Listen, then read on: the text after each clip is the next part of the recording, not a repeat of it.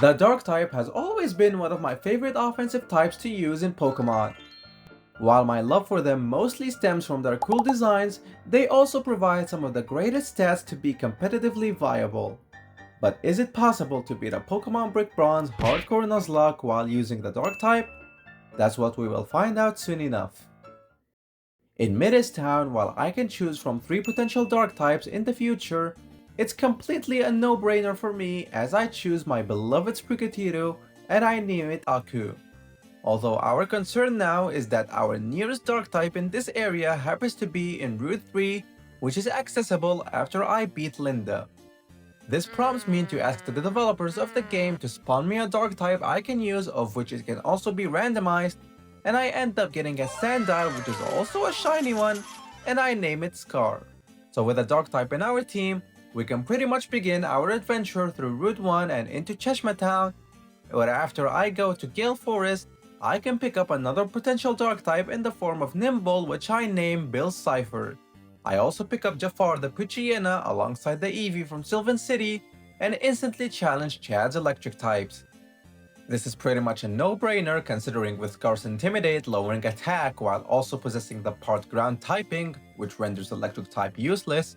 All it takes against Shinx are a Sand Tomb followed by some Rages, which I try to raise my physical attack with, and Pikachu just clicks on quick attack, dealing almost nothing to me while raising my attack, and it dies to the combination of Sand Tomb and Bite to net us a very sweatless Arc Badge. As I head to Route 4, where we can pick up one more Dark type in this area, which is in the form of Stunky that I nicknamed Plankton, and as we enter Route 5, I'm able to evolve Sprigatito into Floragato and Poochyena into Mightyena. I also head to the old graveyard in order to pick up one more Dark type, although the condition is that we wait until nighttime in order to find a Murkrow that I nickname Maleficent.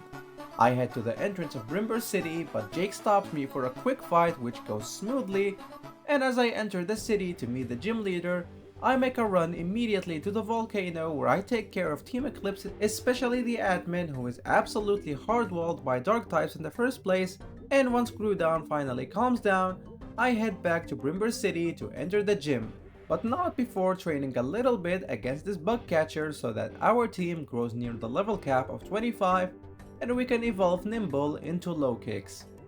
This also prompts me to make some small preparations for the gym since Sebastian's fire coverage does tend to hit pretty hard, so I make a stop by the Coliseum to teach Low Kick Swords Dance, and then I go back to the gym to challenge the gym leader. The plan in this match is to lead with Mightyena, who is able to lower Litleo's attack with Intimidate, making the power of takedown significantly lower. And I also spam Sand Attack as much as possible to make Overheat miss or cause Litleo to drop its special attack, since Mightyena is capable of taking an Overheat, and I spend a couple turns lowering Litleo's accuracy, managing to lower it to -6, and I wait until I'm hit by an Overheat, which I do get hit with, and I survive on just 12 HP. And while Litleo loses out on 2 stages of special attack, this prompts me to now make a switch into Low Kicks, and even if I'm hit by an Overheat, the worst that could happen is a critical hit, but at -6 accuracy, I have better odds anyways, so I just set up 2 Swords Dances with Low Kicks, being able to set them up without taking any damage, and this allows me to just breeze past Sebastian's team with assurance in order to obtain the Brimstone badge. As I head to Route 7, I just run to the Lumberjack Shack to fix the dam and I enter Laguna Lake. Although rather than going towards the lab like I usually do, I run to this fisherman's house in order to obtain the old rod so that once I return to Route 7, I can fish for another Dark type, which is Corphish, who can later on become a Crawdon, and I name it him, which is both literal and figurative. While I do some 2v2 battles with Jake, I am also able to evolve Sandile into Krokorok and Stunky into Skuntank, and after I enter Rose Cove City as I deal with Team Eclipse, Corphish evolves into Crawdon, which comes at a pretty convenient time to obliterate the rest of Team Eclipse, with which after I am finished, I go back to the third gym, and I am also able to evolve Floragato into the Dark type Meowscarada, which finally completes our Dark team for now, and with the evolution of our starter Pokemon, All it takes is Flower Trick destroying Quentin's water types in one shot to obtain the float badge. Once I meet with Tess and Jake, both of which choose to battle me for practice, Scar also evolves into Crocodile, and I sprint into the manor so that once I get to the top floor, I could pick up a Duskstone that allows me to evolve Maleficent into Honchkrow. And then I backtrack to the Grove of Dreams while I wait for the night to fall so that we can find another valuable dark type for the team, an Impidimp that I catch and name Mojo Jojo. At this point in the run, I'm satisfied by the structure of my team, so once I head to Route 10, I pick up another alternative I could use at some point in the future, which is a Poniard, and I go inside Mount Kragenos, in which I scale the mountain, which Mojo Jojo also evolves into Morgram and even more so into Grimmsnarl, and then at the peaks, I take the air balloon to reach Anthean City. As I finish talking to Gerald, I head to the 4th gym where I challenge Steven's flying types.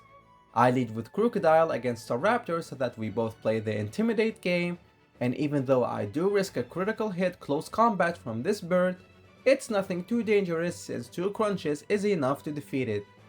Then comes Skarmory, which I initially begin by dealing as much damage as possible with Crunch, even though it hits me with an aerial ace that proves to be quite weak, but as I get low on health and Skarmory is below 50%, I make the switch into low kick so that I can set up a Swords Dance, and aerial ace proves to not deal as much as I expected it to, so this makes my job much easier since I can just click Sucker Punch on everything Steven has, with the exception of Braviary, who I can barely get the kill on with Throat Chop in order to obtain the Soaring badge.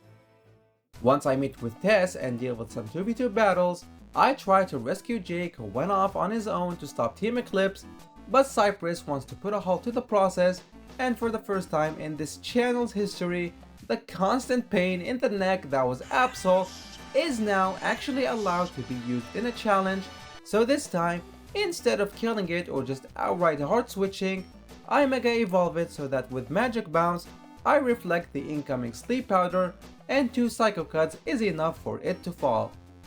Next was Feraligatr, and despite how hard this thing can hit, a Night Slash just does a little bit of damage to Feraligatr's health, and funnily enough, Screech is a bounce back to lower Feraligatr's defense by 2 stages, which gives me the space I need to defeat it on the next turn with a Night Slash.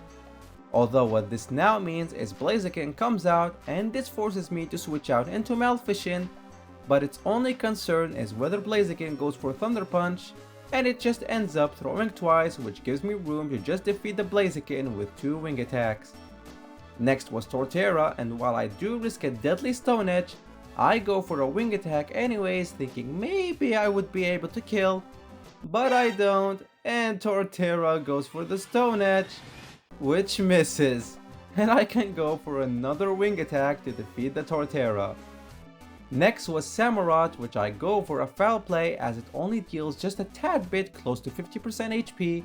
but after seeing Brian almost knock me out, I make the switch into Meowscarada, which is surprisingly hit by an Ice Beam, although thankfully I do not get frozen, and a Flower Trick knocks out the Samurott, leaving only his Delphox, which I outspeed, and I can one-shot with a single knockoff to defeat Cypress. This now allows me to head back to the peaks to access Route 11 and navigate through it despite the fact I could pick up some dark types here, but I save them for whenever I need them, and I enter Aridia City, to which I head immediately to the ruins in order to assist the gym leader. And then I unlock access to the 5th gym, where I could challenge Prince Ryan's ground types. Against this Quagsire, all I need to lead with is Meowscarada, where I could one-shot it with a Flower Trick, and once Steelix is out, I stay in temporarily so that I could hit it with a knockoff in order to get rid of Sturdy. And once I'm hit by Bulldoze, I switch into Scar so that after getting hit by a soft Aqua Tail by courtesy of Intimidate lowering its attack, an Earthquake is not enough for the kill, and an Iron Tail manages to lower my defense as well, so I can defeat it with a Crunch. Crocodile is also in a good place since the upcoming Claydol should be dead to a single Crunch, but I end up getting such a low roll that it survives on 1 HP, and I am dangerously met by a dazzling gleam that would have likely killed Scar here had it been a critical hit, but I thankfully survived to finish it off the next turn. Excadrill doesn't pack good defenses, so this leaves me with room to easily defeat it with an Earthquake, leaving only his Mega Garchomp, with which I try to switch out into Grimmsnarl in case a Dragon Claw comes out. But what this results in is that I not only get hit by a Fire Fang, but before I could even move at all, an Iron Head comes my way and knocks out Mojo Jojo, marking our 31st death of the run.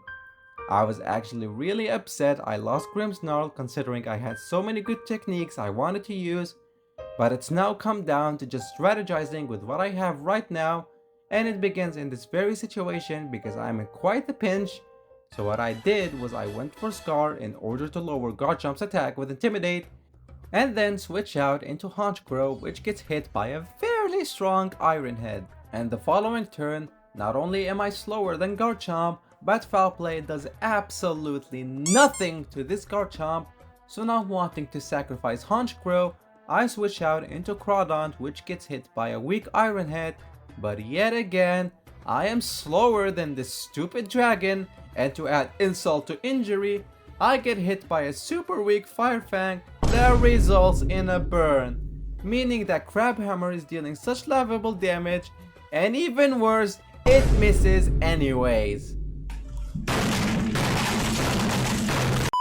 So now this prompts me to make another switch into low kicks, and this time I am met by a Bulldoze, and I take the gamble on this dragon using Fire Fang again and set up Swords Dance,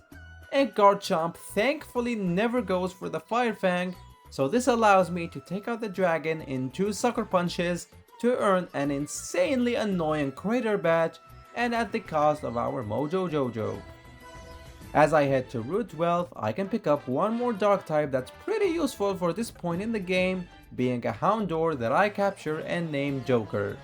And then I traverse my way through the route inside Route 13, and then eventually into Floroma City, where I also did some training off camera to evolve it into a Houndoom, and then I head to the 6th gym solving the puzzle and defeating the grass trainers there with relative ease before challenging Fissy and his own grass types. The battle is just pretty straightforward, as all I need to do is lead with low kicks, and knowing how Leavanny will always go for Sticky Web first turn, I take this chance to set up 2 Swords Dances getting to +4 attack so that a Sucker Punch deals with Leavanny in one shot, and everything else that follows from Tropius to Breloom to Roserade to Tangrowth and finally to Mega Venusaur. They all get dealt with via lunge in order to obtain an easy harvest badge.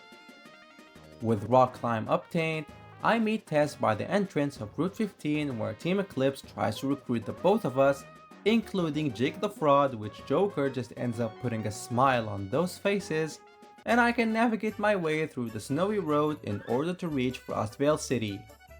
As the team grows in level nearing the cap of 74, it allows me to challenge Zeke's Dark types, with which I have a very good answer for in Houndoom, who can easily set up to +4 special attack with Nasty Plot against his Honchkrow, and I can just breeze past the majority of his team with Flamethrower,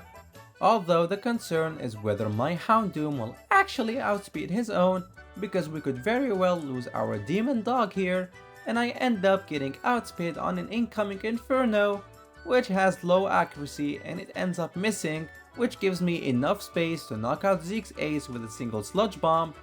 to earn the Contrast badge. As Tess blocks my way to the next route, I am forced to challenge her, which proves to be quite an easy task since Low Kicks here is able to set up 2 Swords Dances getting to +4 attack, and I can breeze past everything she owns, one-shotting them entirely, before finally sliding down the mountain into Cosmos Valley and eventually after into Port Deca. With Surf now obtained, this allows me to cross from Deca Beach to Route 17 and finally into Crescent Town.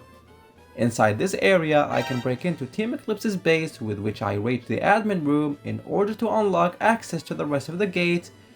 so that I can chase after my kidnapped parents and save them, but not before Jake stops me with a battle that goes smoothly, with which each Dark type we have contributes to the battle, and defeat Jake easily. And then I find myself having to go to Route 18, navigating through the swamp, deep down the outpost, and eventually into the Demon's Tomb. Once Cypress unlocks the gate, we're now challenged by him in a battle.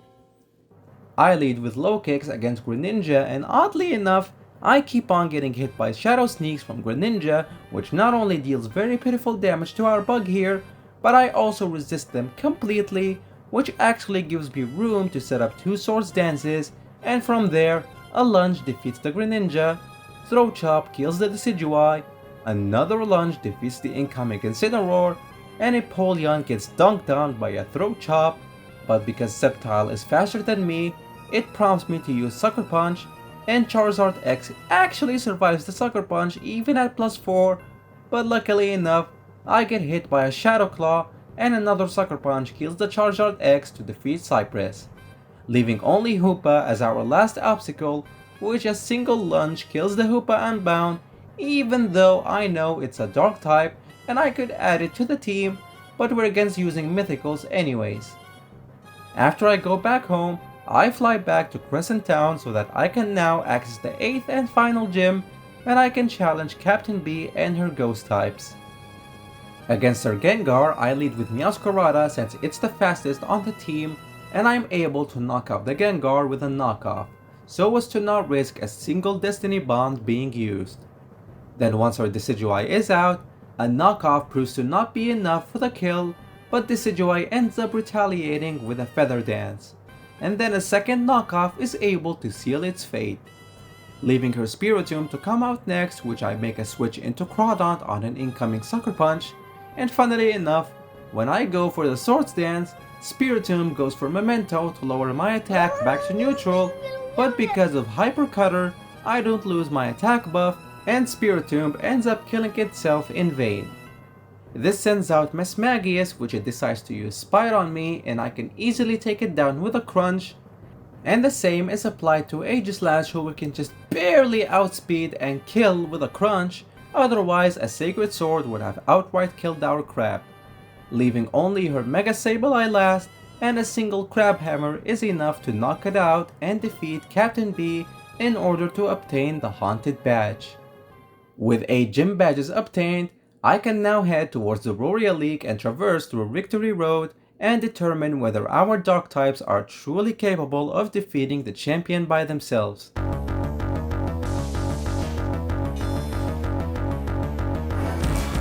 Up against Bellara's Poison types, I lead with Crocodile, and I made sure to let it hold the Saucebug Coffee so that once I pull off at least one speed buff, it would allow me to breeze past your entire team, since after I use an Earthquake on Toxapex, which rewards me with a speed buff,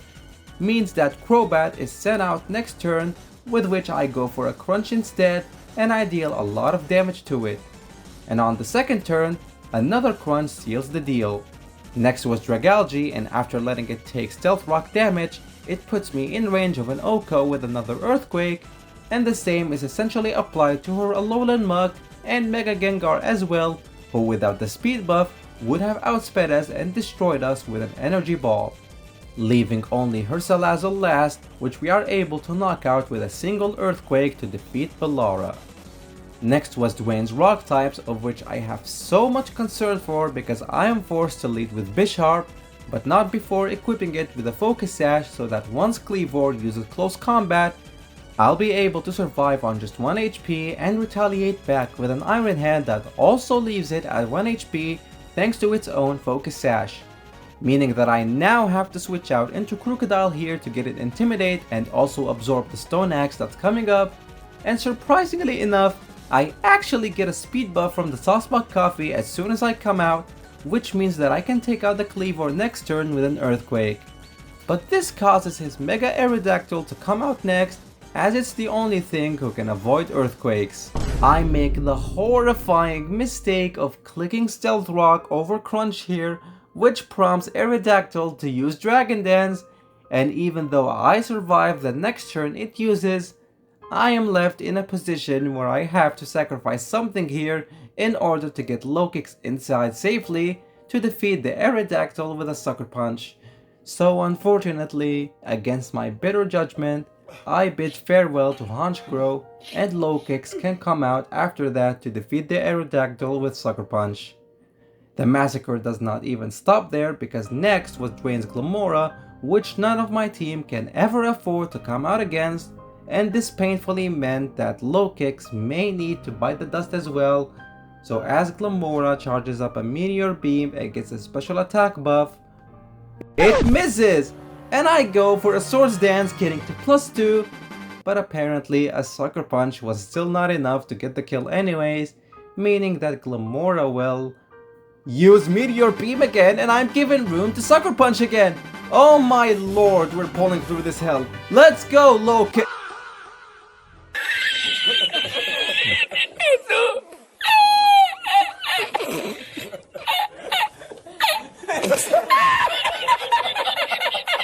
Yeah, I may have gotten greedy and went for a Swords Dance here, fishing for a Stone Edge miss, but Meowscarada can just come out and Flower Trick this thing out of existence. Lastly was Tyranitar, of which I go for a Flower Trick expecting to kill, but this pile of rocks just survives on such low HP and it retaliates with an Ice Punch that combined with Sandstorm damage kills our Grass Cat.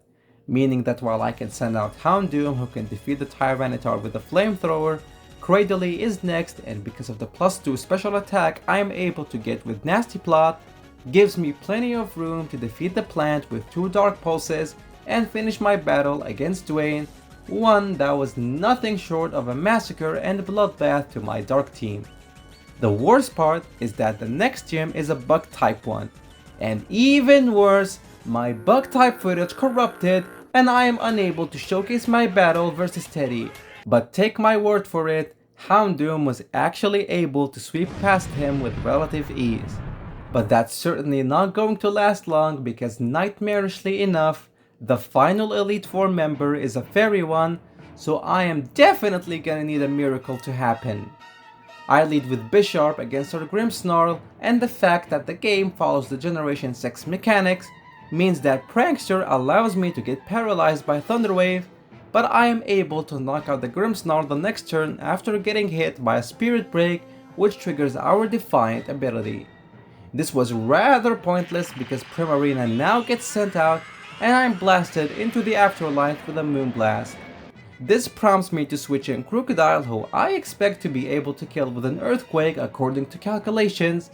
but my luck runs out because I get a critical hit and even more so, a low roll that allows Primarina to survive, and I'm also sent into the Shadow Realm by a Moonblast.